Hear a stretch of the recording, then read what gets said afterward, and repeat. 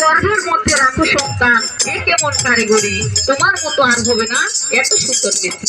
তার মতো কিন্তু মিস্ত্রি কেউ দ্বিতীয় জন আছে? কেউ মানুষ সৃষ্টি করছে কি?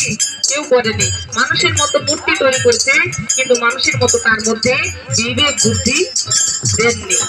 যদি বিবেক বুদ্ধি দিতে পারতেন তাহলে তিনিও ভগবান হতেন। ভগবানের মাঝে এমন একটা গুণ আছে, এতজন আমরা এখানে আছি, কারো চেহারার সাথে কারো মিল নেই, তাহলে সে কেমন কারিগর? দেখেন আমার মতো চেহারা কেউ আছে এখানে? কেউ নেই। কে আছে? একই হয়, কিন্তু তারপরেও হুবহু একই হয় না। আমরা দেখি যে এই লোকটা মনে হচ্ছে সেম ও তার মতো, কিন্তু একটু না একটু তার ব্যতিক্রম আছে। তাই বলছে, তুমি গর্ভের মধ্যে রাখো সন্তান,